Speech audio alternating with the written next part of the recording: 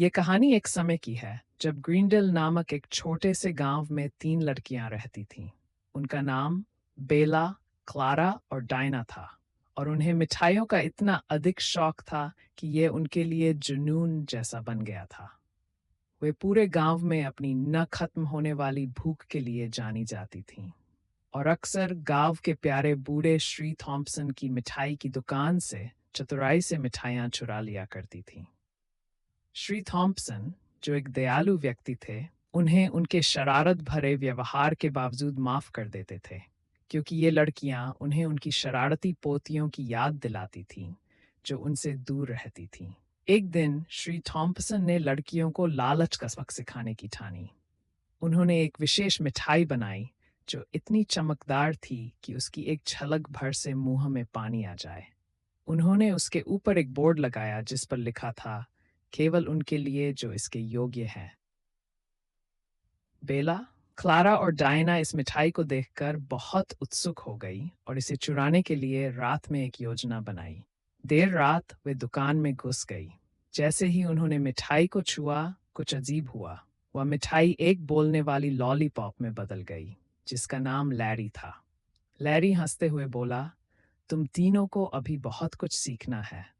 मैं सच्चाई की मिठाई हूं और अब तुम्हें अपने कर्मों का सामना करना होगा। दुकान एक अद्भुत दुनिया में बदल गई, जहां चॉकलेट की नदियां और जिंजर ब्रेड के पेड़ थे। उनकी पहली चुनौती थी न्याय के गमी बियर, जिन्होंने उन्हें उनके विवेक का सामना करवाया। उनके लालच के हर कार्य को विविड इमेजरी में उनके सामने दिखाया गया। फिर वे कार्मेल सेंटिनल्स से मिले, जिन्होंने उनसे निष्पक्षता और साझा करने के महत्व के बारे में सवाल पूछे।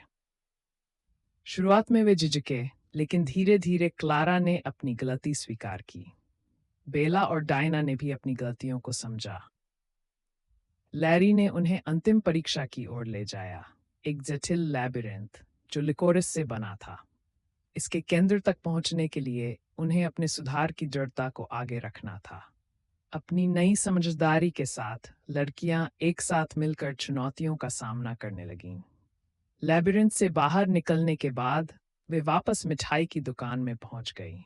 सूरज उग रहा था और श्री थॉम्पसन उनका इंतजार कर रहे थे। लड़कियों ने गहरे पछतावे के साथ अपनी गलती के लिए माफी मांगी। उनकी ईमानदारी से प्रभावित होकर श्री थॉम्पसन ने उन्हें मिठाई का एक एक बैग उपहार में दिया और समझाया कि धैर्य और साझा करना लालच से कहीं अधिक मधुर होता है। उस दिन से बेला, क्लारा और डायना न केवल मिठाई की दुकान की मित्र बन गई, बल्कि न्याय और साझा करने की मिसाल भी बन गई। वे श्री थॉम्पसन की मदद करने लगीं और दूसरों के साथ मिठाई बांटकर खुशी फैलाने लगीं।